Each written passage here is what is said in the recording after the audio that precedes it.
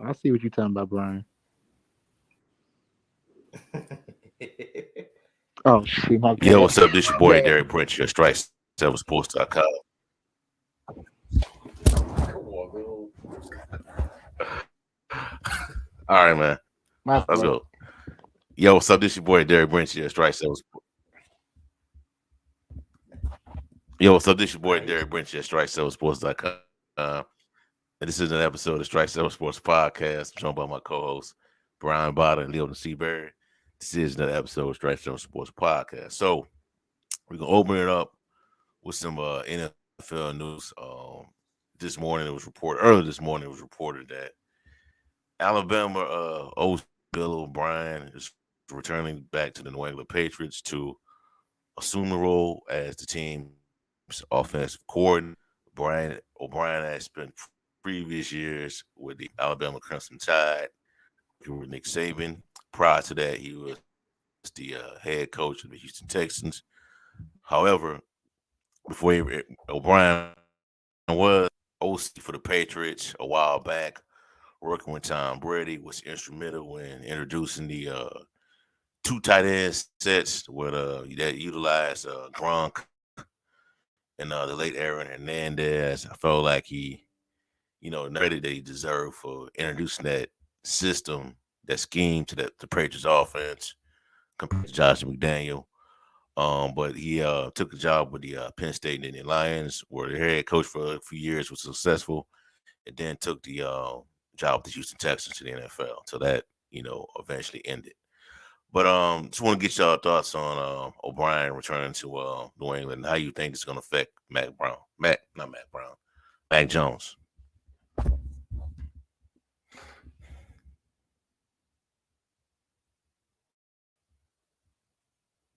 I'll take this one first. I'm excited for this. I'm kind of mixed emotions on this one because, like, yeah, Bill O'Brien was a solid OC when he was in the NFL, solid head coach too, even though he got fired. And he has a relationship with Mac Jones, something that I found interesting. Mac Jones helped Bill O'Brien learn the offense that he implemented with Bryce Young.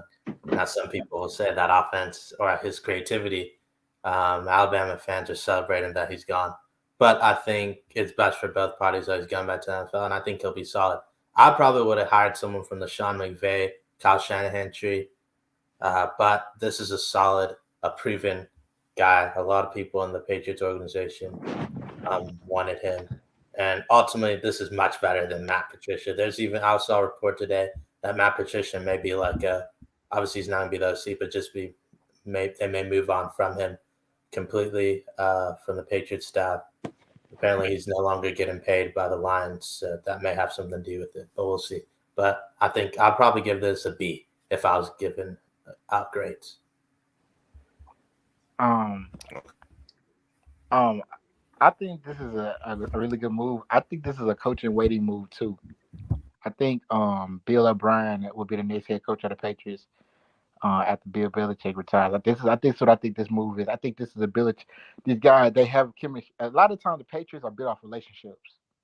You know this guy, you know that guy, he knows this guy. Like we are, like you already accentuated, Brian.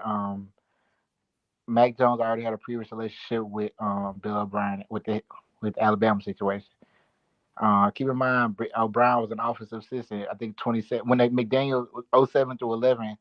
Um, O'Brien was an offensive assistant. Then he I think was promoted and became an offensive coordinator.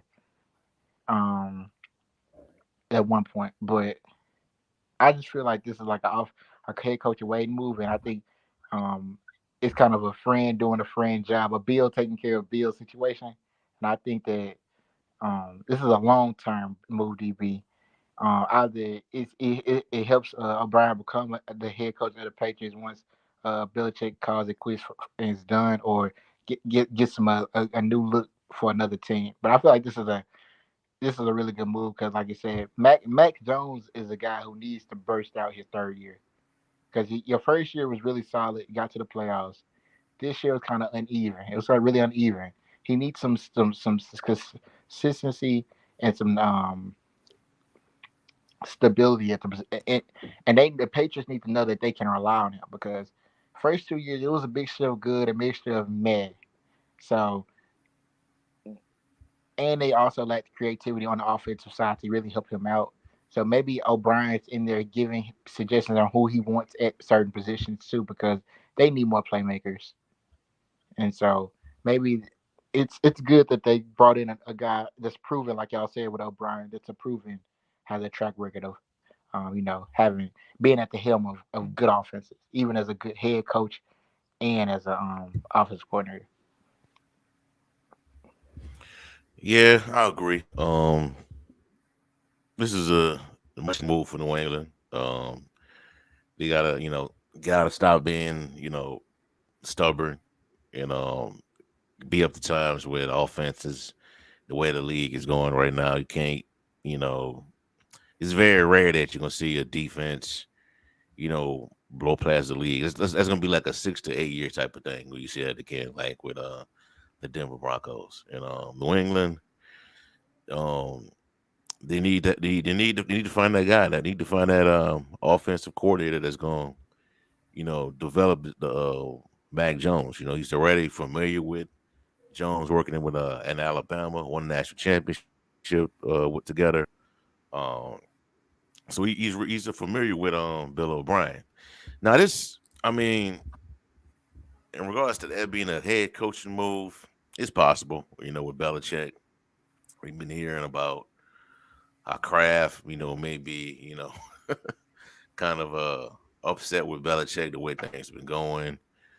Um, this could be a opportunity for O'Brien to get looked at by other teams. Other teams that probably fire the coach after next season. So it's a win-win for him.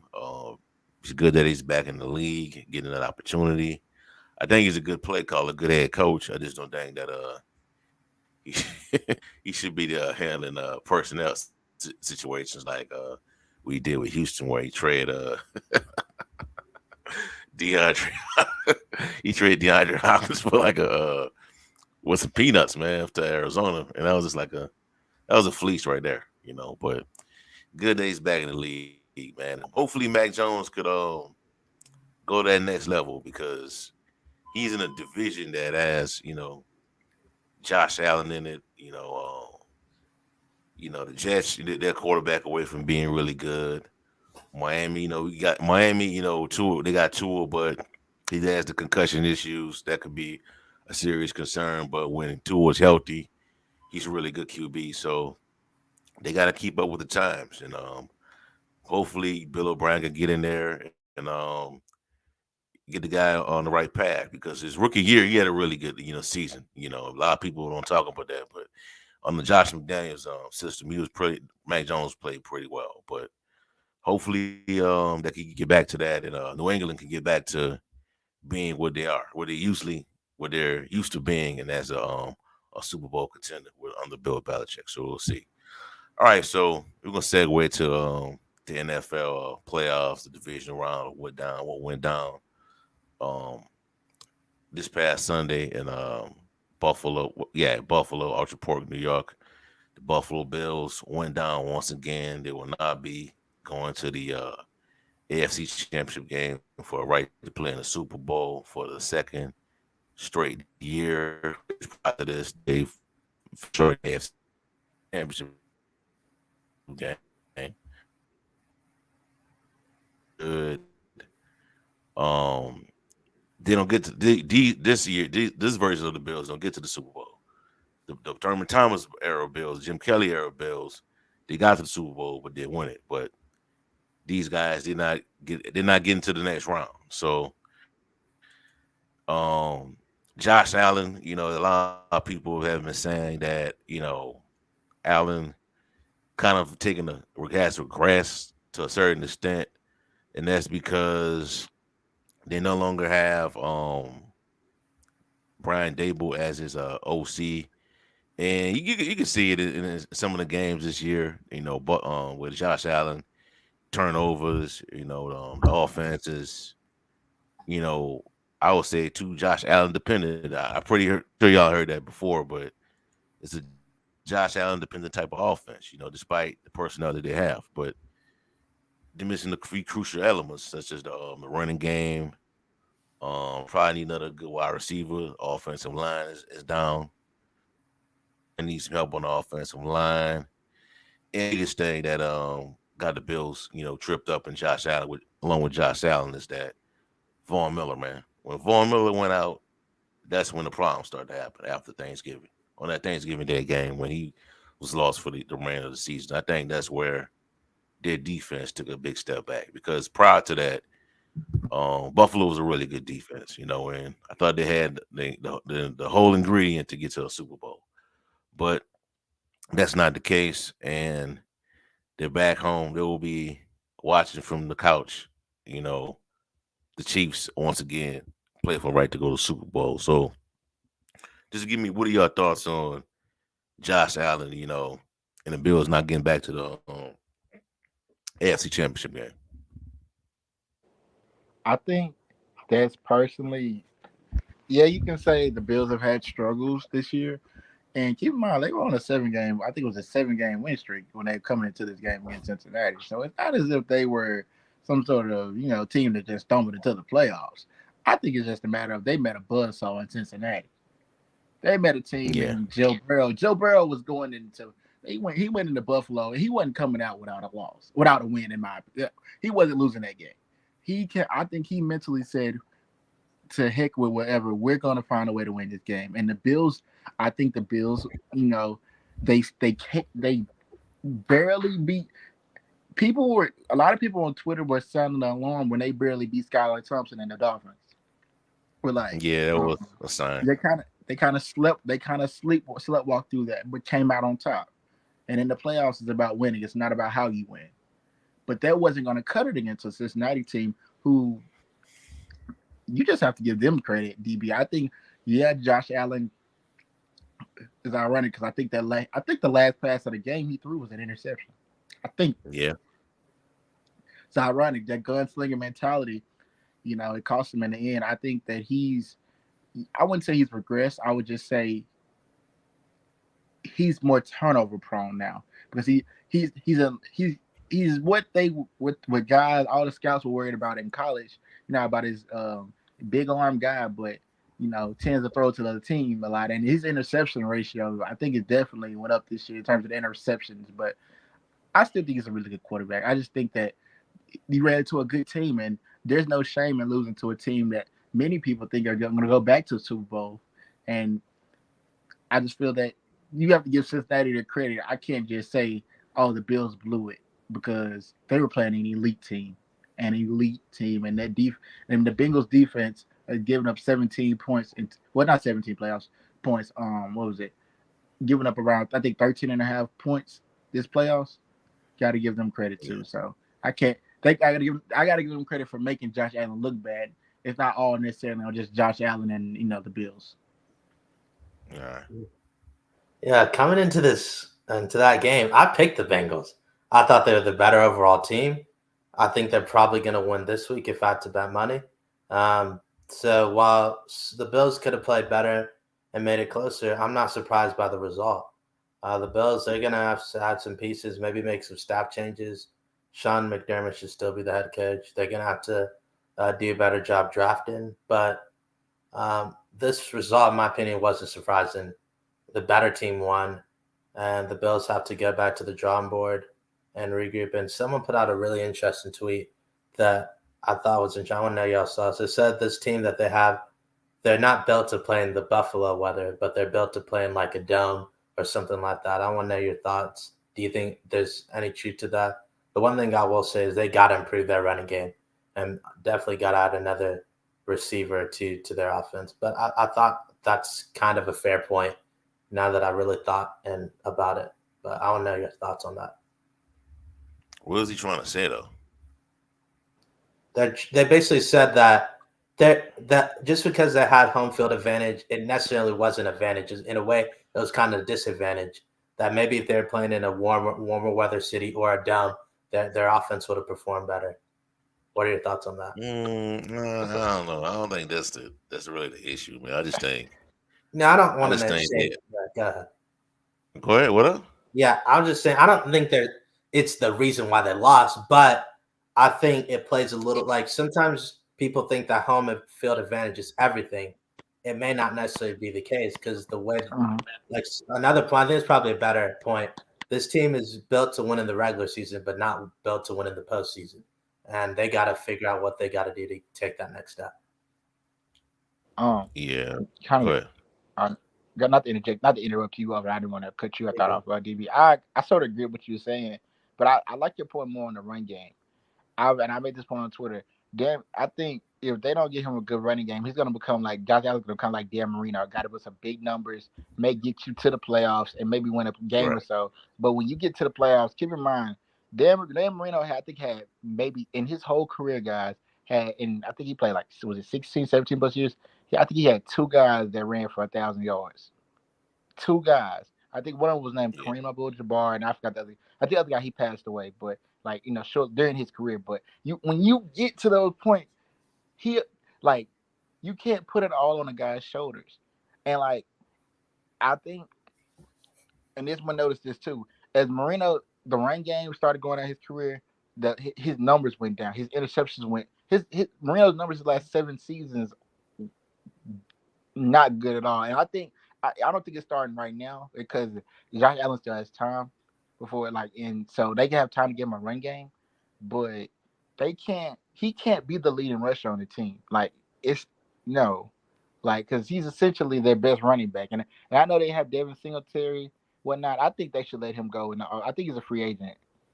I think they should let him go. They want to build around James Cook. Like is that one of their main guys, but they're gonna have to get another running back, and this is a spot where they Yeah. think what's the guy's name from Bajan Robinson. This Yeah, is where a lot of Bijan people are. Robinson. Yeah. Yeah, Texas. Bijan Robinson, a guy that they could get at the back end of the first round if he's still available, and this would be a perfect fit because he take a lot of that pressure off Josh Allen. He wouldn't have to feel as much of the load on the run game. But I feel like that was a great point you made, Brian. But lastly, getting into the part where you talk about the home field advantage, I kind of disagree with that because just 2 years ago they were in the AFC Championship game. They were they in the same weather with the same scenario. They were in the AFC Championship game. Now maybe different. I don't know if Diggs was on that team or not. Was he I on that think team? he Yeah, he was. was. Yeah, Yeah, he Diggs was was. on the team. Yeah, so this same team has been a game away from the Super Bowl. I mean, give or take a few pieces, but so I can't say that they can't win in the situation that they are, like being how they are. But I do agree they're gonna have to make a lot of They're gonna have to make a lot of some roster moves, and it definitely improve that pass rush too, because like you said, after Von Miller, DB said after Von Miller got hurt, um, man, you just could tell, man, it just wasn't the same.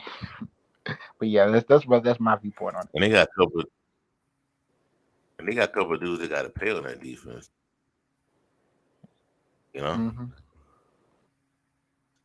But I think, man. I mean, you gotta start. I mean, y'all call it a hot take, man. But I think you gotta start looking at Sean McDermott, man. If they fall short again next season, Yeah, you got to, man. You gotta start looking at him. I guess So that's fair. do y'all think that? Yeah. So yeah, do y'all think that it's fair to say that Joe Burrow has separated himself from Josh Allen? Yeah, definitely. You can make case Joe Burrow is Yeah. the best quarterback in the league. Mm. Yeah, you Like, can say that. You That's got to a win a strong Super case, Bowl. man. You got to win a yeah, Super Bowl. obviously I'll put him, but I'm saying right now he's playing like the best quarterback in the league. He's never lost to Patrick Mahomes, and so if you want to say Patrick Mahomes is the best, that's fine. But Joe Burrow's like I've never lost to the guy. So But Joe ain't won that Super Bowl yet, so you got yeah, to win Super Bowl He won yeah, before Super you Bowl. yeah. bet. Eventually he'll have to. But I'm talking about playing right now. Obviously, overall resume stuff. Yeah, and I believe ultimately the Bengals are going to win a Super Bowl in the Joe Burrow era. I'll be stunned if they don't at this point. But and You this better is be. probably the best time to do it. I mean, you still not paying them guys, man. Because once you start paying folks, that's when they Yeah, start falling off. But you better do it now, to yeah. so the billers do. So we'll see. Hey, Leo, maybe they could get a signed Josh Jacobs. Nah, Josh Jacobs will be available, to man. replace Joe Mixon. They already paying Joe Huh? Mixon. They're already paying Joe No, I'm Mixon. not talking about Joe Mixon. I'm talking about for the Bills. Ah, They need a running nah, if back. they sign Josh, if they no, we he's coming back to us. Especially if we get, especially because we're gonna get Brady or Rodgers. So that's already So I'm already. I Yeah. just want to pick which superstar do we want. We're keeping Josh Jacobs, man. He's off the market. Okay. Okay. We'll see. All right, man. So moving right along, we'll talk about the this next game, the later game, the Dallas Cowboys and the San Francisco 49ers. They was calling it the VCR Bowl because that's the last time one of these teams won a Super Bowl, and I remember it. So I'm old enough to remember when this was the top rivalry in football. You know, the 49ers and the Cowboys. I watched them play in a few NFC championship games growing up. Both teams got have Hall of Fame players on both rosters. Well, in the past and the present as well, but um, it didn't go the Cowboys' way. Once again, they fell short to the 49ers in the NFC divisional round. Last year was the wild card round, but we're gonna drill this down to Dak Prescott and talk about if he's at the end of the road as his time as the starting QB for the Dallas Cowboys. He had a really, to me, man, once Tony Pollard went out with the injury, I felt like it really the team got one dimensional. You know what I'm saying? And he threw two costly interceptions, one in the red zone, one when they were driving to get into the red zone. You can't do that against San Francisco. And I'm the biggest Dak stain out there, but he played really bad, man. And I just want to ask y'all, do y'all think if next season, if they fall short again, do you think that's the end for Dak Dallas, or could they possibly make a move? Once the off season kicks off, because listening to that presser with Jerry Jones, man, he just looked really, he just sounded real frustrated. He really did. Your thoughts, please. Yeah, I got to look at his contract thing I again, but got his I believe contract they. pulled up. So what? I got it pulled up. Yeah, on Spotrac. Yeah, he Or has yeah, a potential out after 2024. yeah, that's what. Yeah, that's what I was trying to remember. Yeah, so I could see them moving on after next season, but I would think they give him one more year. It'll be interesting. I believe they probably draft a quarterback too, so it'll be interesting. I don't think they'll get one of these top guys, that they may get someone like in the later rounds, kind of like how they found Dak, who could potentially take over. I think they'll kick the tires on some of these bigger names too. But to be fair to Dak, this roster isn't as good as the 49ers. So Dak made some mistakes, um, but this roster isn't as good. They got to get better. It looks like I think they're going to lose one of Dan Quinn or Kellen Moore. Obviously, Dan Quinn won't get fired. I could see them moving off of Kellen Moore, but we'll see. But I think Dan Quinn will probably get a head coaching job, and Mike McCarthy will have to do a much better job uh, with making this hire than he did with Mike Nolan. That was really, really a questionable move. They got rid of him after one season. But overall, for Dak, I think Dak had to. He turned the ball over. The first one was, like, I've heard some fair things on Twitter. Both people to blame, but the first one, I'm going to say that's really all on him. That's a poor throw to make. The second one, it was really a good play by the DB. It got tipped, and that was. But the biggest thing is it took them out of getting points. But I think when you look, the biggest disappointment for the Cowboys is this. You just look at the NFC; it was wide open this year, and next Yeah. year the NFC ain't going to be that bad. The Rams are going to be back. Uh, we'll see what Tom Brady does, what Aaron Rodgers did, but the NFC will have more contenders next year. So um, this is I a don't know. golden. Say what? I don't know about that. You don't? Why do you say I that? think I think Minnesota might take a step back, man. You thought they were a contender? Yeah. Well, Oh, come on, I man. thought Minnesota would win a lot of games this year. Yeah, and they did, but a lot of close games. But I'm talking about like when you took a Super Bowl contender, they No, weren't. Yeah, no. and so, but first you got to make the playoffs. You give them credit for that, but I knew that team wasn't going to go far in the playoffs. But yeah, maybe it won't be as much. I'm not saying it'll be a lot. I think there'll be like three really elite teams, and then you can make case it'll be the Rams, the Eagles. I don't know if the Eagles are going to be this good as they were last year, but they'll be a team to you'll have to respect. And then the Rams, and then after that, I don't think the Rams would be like as good as they were, but I think you still got to respect them.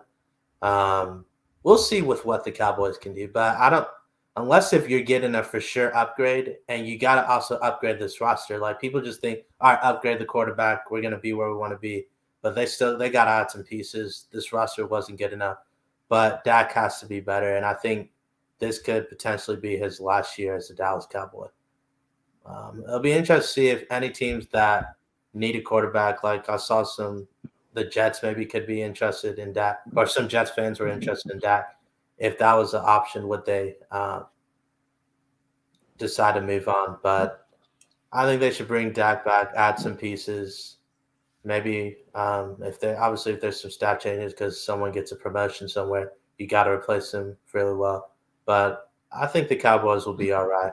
They were a couple of plays away from making it to the NFC Championship game, and they just didn't execute. But I think if they add a few more pieces, get the staff right, I think they can be right back in this position next year, and hopefully they can take the next step.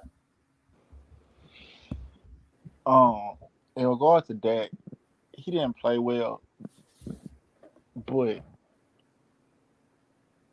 I feel like he did the best he could, if that makes sense. And simply put, there was plays in which Dallas knocked on the doorstep, and they couldn't get it done.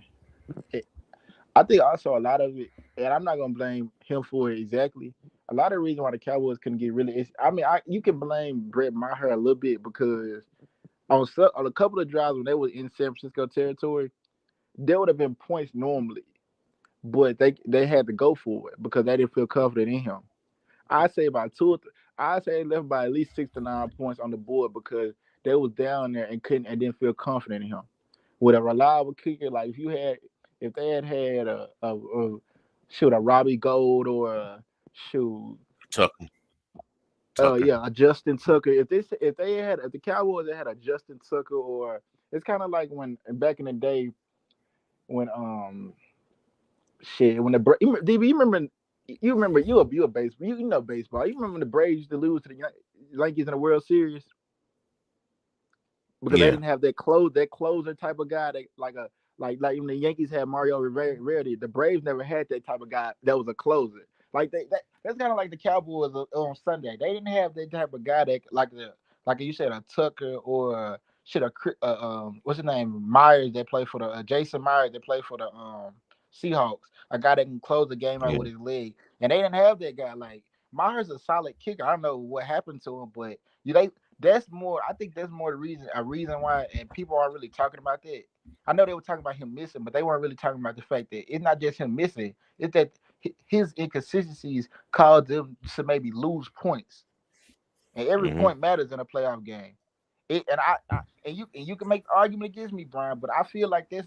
Yeah, that on some of those drives they should have finished with touchdowns. I agree, but that's you playing an elite defense in the 49ers, and they won't give you anything. But you can't. I just feel like if they'd had better field goal kicking, I know he made those two, and those two were crucial kicks. But there were other times in the game which they got down in close to even field goal range. McCarthy had to go for it. Like it wasn't no option. They had to go for it. And when you don't have confidence in your kicker, it forces your offense to compensate, overcompensate. And I feel like going up against that worked against the Buccaneers. It wasn't gonna work against a team like the 49ers who at every level the team's loaded. But also, one more thing, I can't blame Dak for those wide receivers. Outside of CD Lamb and Schultz, they need to do a whole reboot. Gallup got overpaid. He's not a Gotta go. difference maker at all. Gallup's not a difference maker at all. The man's making fit. He's on a $52 million contract extension that he got last season. He's not worth it. And I like Gallup. I like to come out of Colorado State. He overcame a lot. He had an ACL tear, but I just don't think he's a number two guy. He's not a number two receiver. They're gonna have to make an improvements there. Noah Brown, solid guy. He's a depth guy that became something.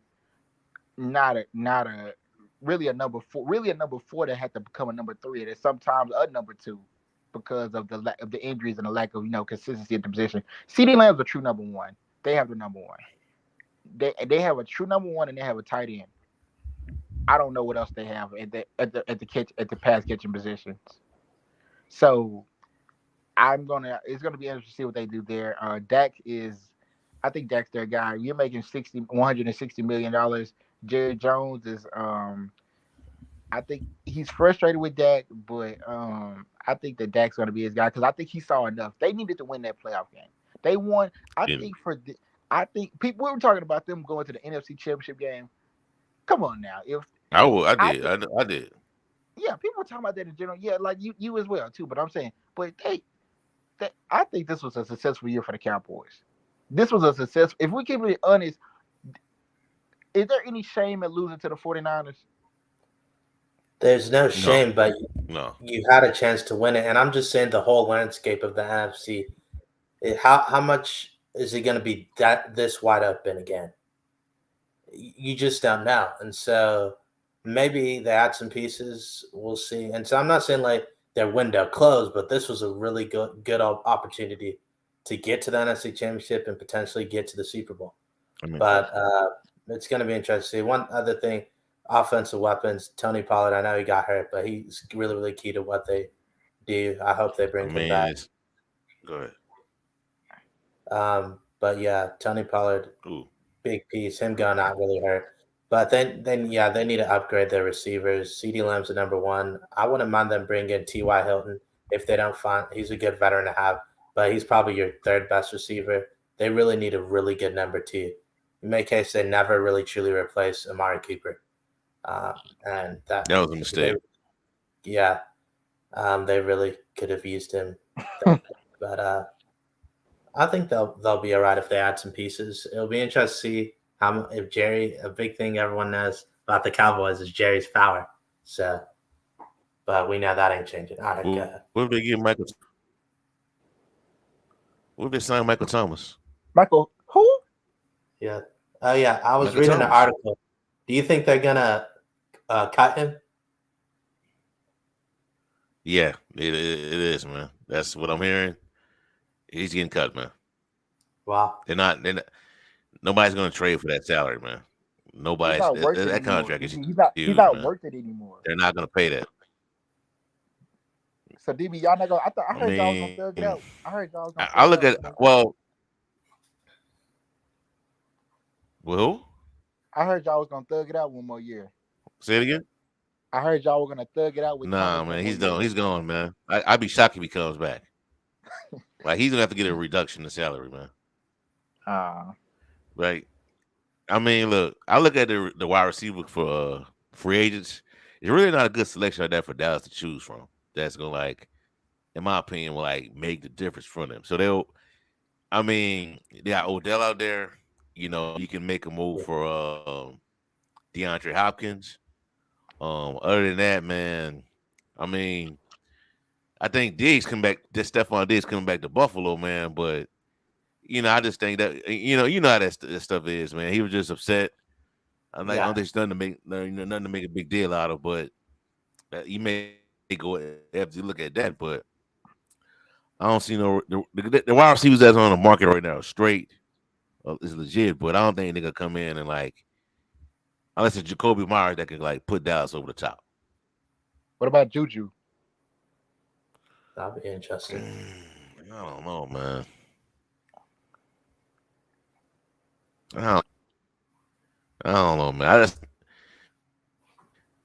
based on what I see, they really hurt him, But we'll see how it play out. Man. I just think one more year with this dude, bro, with Dak, man, and if it don't happen next year, I think they can get that potential out and move on. But We'll be Yeah, interested to see who they replace him with.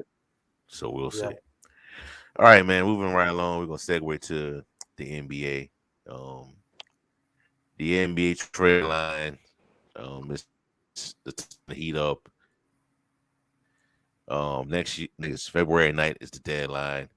So today I was just on CBSSports.com for the NBA, and it was talking about an article written by Colin Hartward Henniger, talking about five teams that face the most pressure to make moves before the trade deadline. So the five teams he got: Spurs, the Toronto Raptors, Golden State, Mavericks, and the Los Angeles Lakers. So in the first part of the segment, we and what the analysis says on the Mavericks during the trade deadline. So states that despite Mark Cuban's insistence that he got it dead wrong, according to ESPN's Tim McManaman reported earlier this month that Luka Doncic has strongly indicated that he wants the Mavericks to upgrade the roster before the deadline. When you're a 23-year-old MVP candidate gets testy about needing help, that's pretty that's pretty strong pressure to oblige. And can you really blame him? Doncic is performing at historic levels, but the Mavs have hovered around 500 for most of the season, partly due to missing his running mate Jalen Brunson to the New York Knicks this offseason. Dallas did not provide any reasonable backcourt replacement for Brunson, and the addition of Christian Wood has hurt the defense as much as it's helped the offense. What's left is a Mavericks team unable to win most games unless Doncic Doncic goes ballistic, which fortunately for them happens quite frequently. The Mavs has the salaries of Wood, Tim Hardaway Jr., Spencer Dinwiddie to play with, along with plenty of available future draft picks. What that what that gives them, and what they are willing to part with remains to be seen. Can the front office convince Doncic that holding their assets for a big swing later is smarter than getting marginal help now around the fringes? Will a notoriously ultra competitive Doncic entertain the concept of essentially putting on a season in which he is conservatively one of the five best players in the NBA? Doncic's free agency is still far away. Still free agency is still far away in real life, 2026, but in NBA terms, is approaching more rapidly. The last thing you want to do is make any mistake that could eventually help put wow that could eventually help push Doncic toward the door. So the Mavericks have to handle the situation delicately and wisely. So taking from that, I want to ask y'all this: um, if you're if you're Luka in the Mavericks, do you punt on this season, unload these contracts in the offseason, unload these contracts, and make a run for next year, or do you try to you know make a splash and go for it this year? Uh, um, I'll take this one. I think they should make a splash for this year. I saw a trade idea on Bleacher Report, which they packaged. I would take Hardaway out of it. Was Tim Hardaway, um, Josh Green, Wood, and two first, and sent them to Toronto for Pascal Siakam. I would switch Siakam. I would switch Hardaway out for somebody else, and I'll make that move because Siakam would give them everything they need. Like Siakam is their number. First of all, is a perfect number two. Defense. He makes up for the defensive deficiencies of Wood, and he's a better offensive player. So I think overall, and plus with the emergence of Jalen Hardy is at this he's a rookie, but it shows some life offensively. I think that takes a little bit off of Luca on at the guard wise, somewhat a little bit. I mean, he's still having to carry the team, but Hardy's been helping a little bit. But with Dinwiddie playing better and at the guard position, I think they're taking care of there. Siakam is what every team wants. A guy that's versatile, can guard 1 through 5. He's played the center. He stretches the floor. He does everything for Toronto. He's their guy. That's he's the best player and I think a top 15, 20 player in the NBA. They, like you said, DB. I was looking at another article. They were talking about they want to get Luka a player, a guy that's between 25 and 50 in terms of ranges of the best player. Like in terms of like rankings in the league, they want to give him a guy that's in that range, preferably towards the top 25. And Siakam would do that. So I would go for the move right now. If the Raptors make Siakam available and he can be guided for, but that price or maybe a little bit more. But I would go get a guy like Siakam. I wouldn't even mind if they went and got a guy like OG Anunoby too. If they make either one of those guys, those are legit number two guys that that could be number one A, one B guys. I think so it's one of those two guys. I would definitely go see them making a move this trade deadline. Does that make them better defensively though? Because that's where the problem's at. They Siakam get in a definitely lot of both guys shootouts. do. Both guys can go out 1 through 5. Yeah. Yeah. What you got, Brian? Yeah. That's a tough one. I saw another Bleacher Report article that said that they asked teams if they should. It was a question if teams should buy, hold, and or sell. And it said for the Mavericks, lightly buy, and I agree with that. I think if you can add up, the biggest thing they need to do is get rid of JaVale McGee's contract. That's definitely one of the worst contracts in the league. They need to get rid of him. But let me ask you this, Leo. Would you rather make that deal you're talking about, or let's say a guy like AD or Bradley Beal is available in the summer? Would you want to wait till the summer and make that deal? You already have spoken that Bradley Beal's contract is very overbloated in it. So All right. I'm surprised you brought his name up. What about AD then? But if those are hopefuls, like, and first of all, Pascal's at this point, he's more healthier than AB. He's more consistent. Or we know AD's dominant, but I'm just saying he's a healthier player, and so Yeah. I'd rather go ahead and get past. Why not? I'm hoping on something big. Why not get what you can get now instead of like a guy like a Pascal, who is not you're not settling if you're getting him. This guy's dominant. He's just on an average team. Whereas I just feel like AD's injury concerns are gonna can take me away from. Nah, I would refrain from that. I would go ahead and get Pascal if I could. Yeah, I would wait.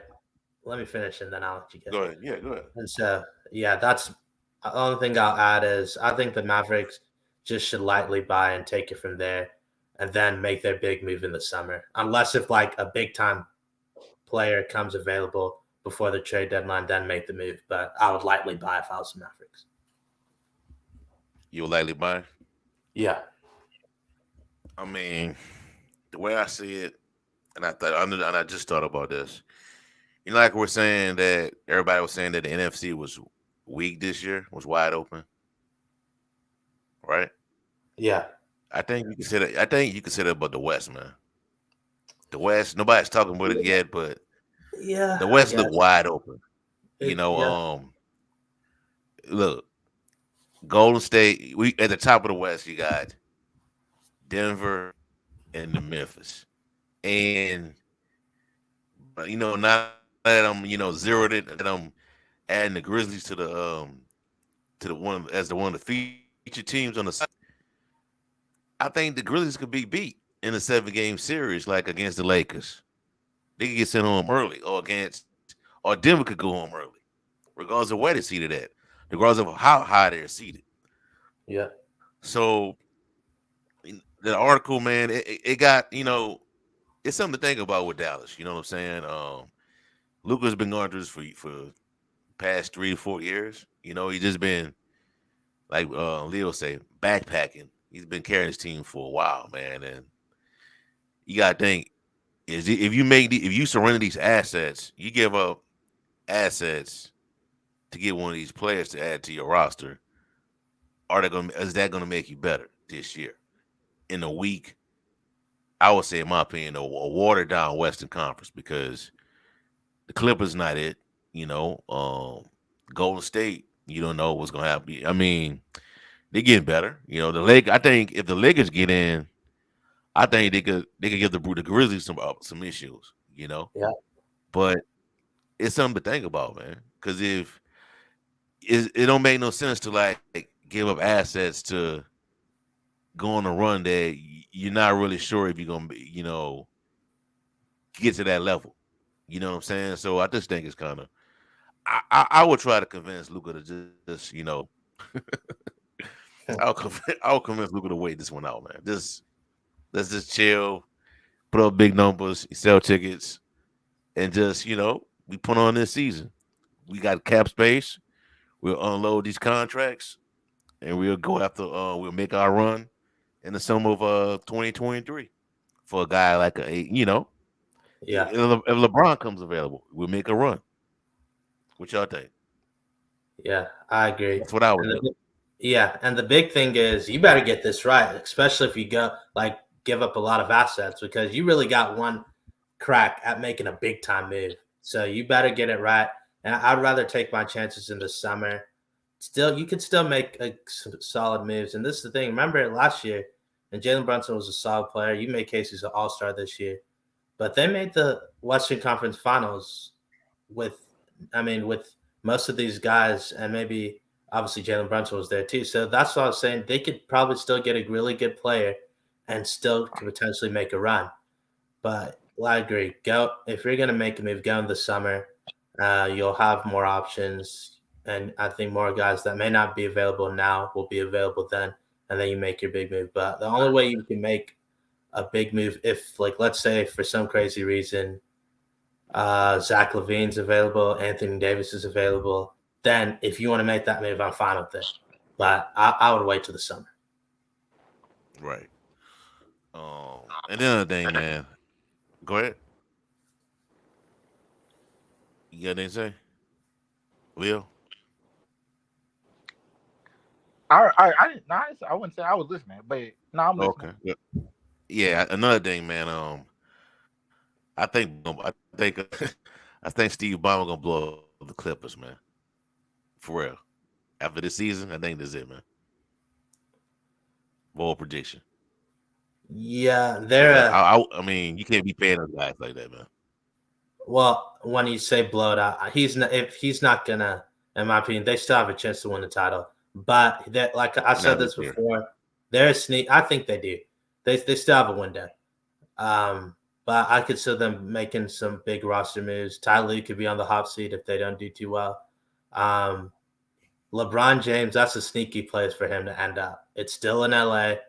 Obviously, We'll it'll talk about be that via next. trade, but I could see that happening. But yeah, Bomber don't play. Like some people were surprised when he got rid of Doc Rivers, but I remember Brian Windhorst writing an article. Steve Ballmer has won too much to not make a move like that. So Steve Ballmer will make a move. Last year they were hurt. The very first year with Ty Lue, they really should have won it. Uh, but unfortunately, Kawhi got hurt. This year, I think that if they, it'll be interesting to see what they do at the trade deadline. They're definitely going to be buyers. They need a big, and they need probably another guard. But I'm not ruling it out on the Clippers. But yeah, this is a big time. How they finish the season will be important because Steve Ballmer isn't afraid to make big changes. All right. So the next team we're gonna talk about in this article is the Los Angeles Lakers. Y'all favorite team. Y'all squad, the LA Lakers. So what the writer says about the Lakers, he has bottom line. LeBron James doesn't want to spend the final days of his career on a mediocre team, but the front office and ownership appear hesitant to utilize future assets to take what could be a futile shot at contention. LeBron James recently said of his team's current situation, "Y'all know what the y'all know what the bleep we y'all know what the bleep should be happening." Unfortunately, there have been several iterations throughout Lakerland about what exactly the bleep should be happening. Trade Russell Westbrook, keep Westbrook, but trade Patrick Beverly. Trade Anthony Davis, trade LeBron himself. No matter which version, no matter which version is most prudent. It's hard to argue that the Lakers have any chance of winning the NBA title with their current roster. So there needs to be turnover, whether it's before the trade deadline or in free agency this coming off season. James doesn't want to, or doesn't. James doesn't seem to be willing to wait. But the fact that he signed an extension that takes him through at least next season relieves a little bit of pressure from the front office. So, taken from that, should the Lakers, it's a kind of a situation, same situation as Luca. Should the Lakers go hard during the trade deadline or talk to LeBron with a meeting and say, "Hey, man, look, let's just point on this season. You put your numbers up. You chasing Kareem. People will pay attention to that. But let's just wait till the summer of 2023, where Russ's contract comes off the books. If you want to move on from me, you want AD gone, we can make that happen as well. So what y'all think about that, man? Because I don't know if a move will make this team better right now. They To they me, they they Yeah. just they're playing hard though. they just made a move. Well, Go ahead. let's get into your situation. What you just said. First of all, they're only one game out of the play-in. They're one game out Go ahead. in the loss column out of the play-in. Right. They're one. They're one. Let me repeat this again. They are one game. Despite their struggles, they are one game out of Go the ahead. play-in spot. There's still opportunities and chances, and there's still chances for them to make the playoffs. This is not the end of the road for them, and they just made a move. We didn't even I talk didn't say about it. that. Go ahead. They've made it. They've made them. Okay, you were talking about should they make a move right now or should they punt? I But think if you make this move, are you is this does this mean is these moves are championship making moves? LeBron wants a championship, man, not just getting the playoffs. They just got you. They just got a really good number three. They just picked. This is what they just picked up.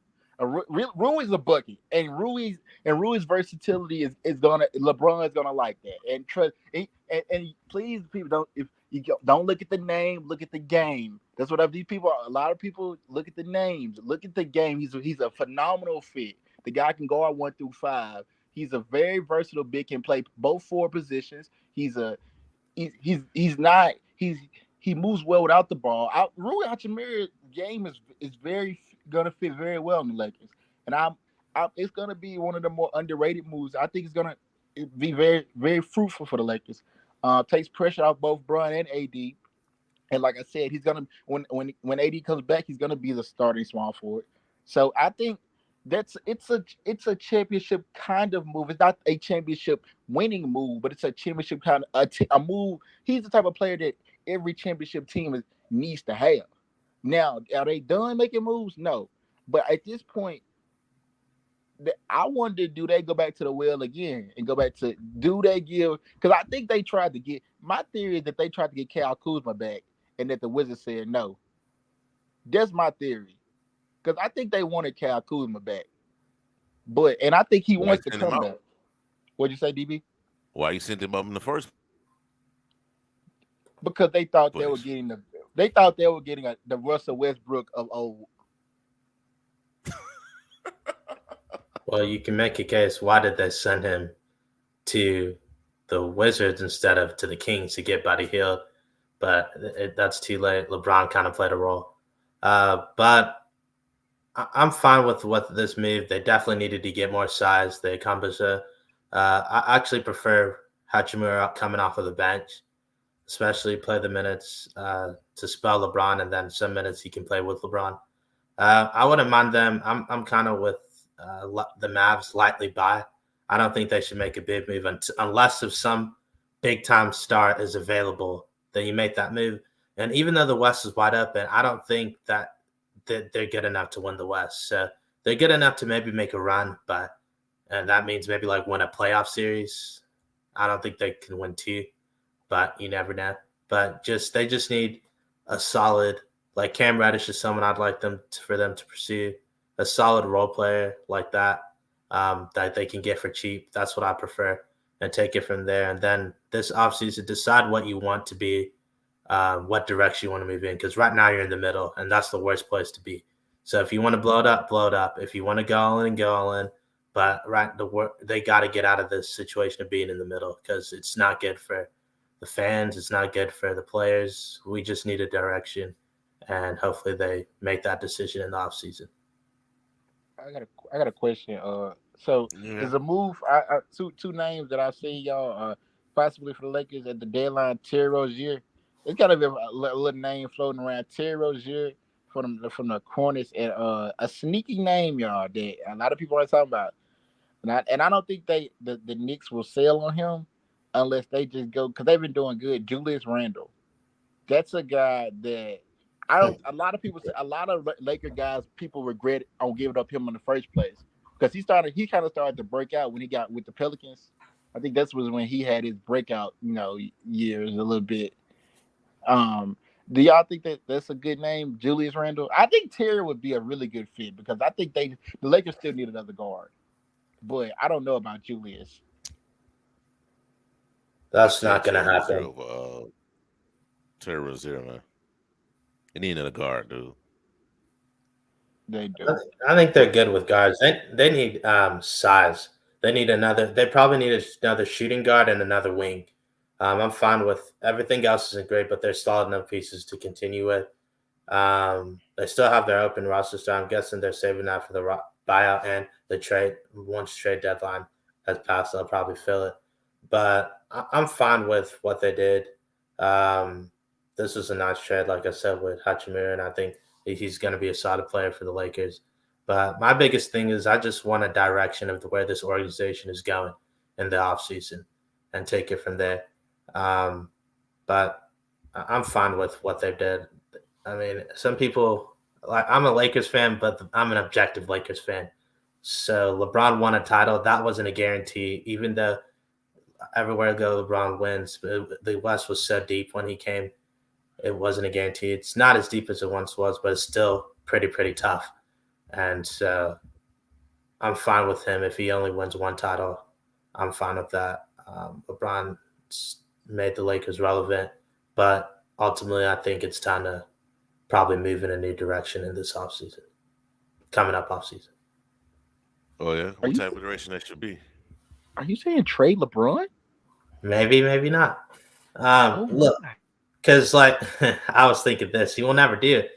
But I mean, if we blow it up and start playing younger guys, is he willing to come off the bench? I'm not sure if he wants to do that or just be a starter but not play as many minutes. But he does want to play with his son, so I think that if we're willing to do that, it may not be a contender, but you're able to will find a way to get your son to play with you. He may be fine with that. But it's going to be interesting to see what they do this offseason. But like I said, I'm fine if they lightly buy, and if they do that, I think they could be a team that nobody wants to play come playoff season. So in a 7-game series, if they had to play Memphis, Leo, you I'm you here. here? In a I'm 7-game here. series, all right. In a 7-game series, if they had to play Memphis, who will win in the playoffs? Cause that what that look like. That felt like a playoff game last Friday, man. Yeah. Uh, Even though the Lakers won, Memphis should have won that game. Let me see what they look like, what moves they make. Trade deadline and post trade deadline. Right now, I'd probably give the edge to the Grizzlies, but I think that would at least go 6 and maybe 7. But I have to see what moves are made, trade deadline and post trade deadline.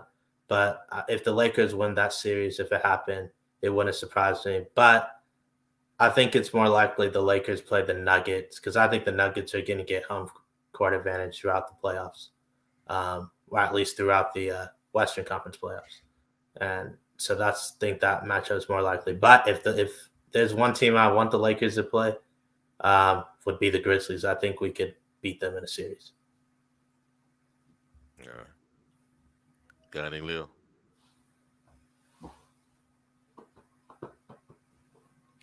Agree. That the Lakers, playing the Grizzlies. I was saying this. I would much rather see the Grizzlies than the Nuggets. I think the Nuggets are just too complete of a team for the Lakers. Um, Grizzlies have their flaws and faux pas. They really need some more veterans at the wings positions. Um, I think somebody like LeBron will feast on them. Like I feel like they just have too much. The youth of Memphis is going to be their downfall. Like they don't have enough veterans. They don't. Yeah, man. And like when you get to the playoff, even though the Lakers overall, LeBron they got championship DNA. Like you have championship DNA. It's kind of an overstated thing, but we even if you take away Bron and AD, those other guys, it's a lot of guys on the Lakers that have been in the playoff situations. Like Schroeder's been in the playoffs. They have guys that have played. Russ has been in the finals. Shoot, he's been in the on the highest stage. Veteran leadership, that stuff matters in the playoffs. Like you don't see too many young cats just run into the player, like getting to the finals, and people are. That's why people are. You don't hear too many people calling the Grizzlies final contenders. You don't hear too many. Ain't too many people saying that they finals contenders. Like you don't hear. You don't. And they doing a good job right now in terms of the record wise. But you Yeah, don't but hear he a little people say, snag lately. yeah, hit us a little snag lately. But like you said, DB, I feel like a team. They are a prime. You know how y'all said that and I didn't listen to y'all, and I should have. Y'all know how y'all both told me that the Vikings were a prime upset a pick in the Mm-hmm. first round. The Grizzlies are whoever the Grizzlies get in the first round, they'll be a prime upset pick. Yeah. They could easily get picked off. Yeah. Especially with these shooting issues. Yeah, Yeah, and defense too. But I gotta say, I think if Zach Kleiman's smart, which he's shown that he is, he's gonna make a move or two at the deadline. This team needs some veteran leadership, like a guy like Terrence Ross, Eric Gordon would be good advantage on try to. Obviously, they got to add some Yeah, I look into it. 3 and D wings, but I think they'll make a move or two, and then I'll reevaluate how they do. I don't know if y'all just saw, but Steven Adams is out for the next 3 to 5 weeks. I can't. I don't know what he injured, maybe knee, but he's going to be out. So it looks like we'll see Jaron at center a We'll lot. see, man. Yeah, We'll look into it. yeah. But like we've said before, people gotta understand the Grizzlies have overachieved. Like so, even Definitely though not. people want to talk about them being final contenders, that's nice enough. But we gotta sometimes remember where they were just a few years ago, and they've gotten better every year. And so, if they just make it to the conference finals and lose, that's a success. They kind of remind me of the Denver Nuggets when they started improving every year. And then if Jokic or not, if MPJ and Murray aren't out last season, the last past season, I think they maybe make to the finals and win it all. So they may need. He's that third star. They really don't have it yet. They have two. Well, actually, Bane has really elevated his game, but I think they need some veteran leadership. They add that. I would like their chances to make a run, but if not, then I think they lose in the first round. Yeah, we'll see, man. I'll look into it more, often to see how they're doing. Look and do a deep dive on what that team needs. I watched them against the Sacramento, man. It just Kings just shot them out, man. And just Yeah, Kings just, you know, ran up on them, bro. And Grizzlies try to fight back, but it was just Sacramento was just on fire that night, man. yeah, Just fast breaks, shooting. It was just yeah, Mike. I mean, that's a team that's overachieved. for The sure, Kings, for because sure. I ain't saw that at all. And uh, they just gave the GM and assistant GM Yep. extensions. And there's some news that's broke, y'all. I didn't mean to cut y'all off, but it's just been well not confirmed, but Joe Burrow and Justin Herbert, they're gonna go get contracts that are exceeding like what Aaron Rodgers is making at 50+ million. yeah. They getting a Lamar deal. They ain't getting Yeah, they're a getting that. Watson deal, man. Yeah, they're gonna get those mega deals. Lamar, come on, dude. Lamar will get something, but it's going to be interesting if he wants to wait for them. If they don't get fully guaranteed contracts, then he has no leverage. Like that's the one thing I love Lamar, but he's got some bad advice. Number one, he should have an agent. I would love my mama, but she ain't gonna be my agent. Hell no, just not for me. Hey, what I heard is that he's not gonna get that type of money anyway because the owners are mad because Yeah, Cleveland get Watson that fully guaranteed that even despite his transgressions, but we'll see how it play out, man. He might be with another team, bro. So they committed to keeping him. I want to see OCD bring in to work with him. So we'll see how it can play out. Yeah. All right, that's all we have for y'all for right now. Give us a like, comment, subscribe to the channel. Let us know how you feel about the topics we talked about tonight. Also, listen to us through Apple or Spotify. Give us a 5-star rating. Leave your reviews. Leave your thoughts on our topics we talked about tonight. Also, check out strike7sports.com for latest content on the NFL, the NBA, and much more. Have a blessed night. Be safe. We out.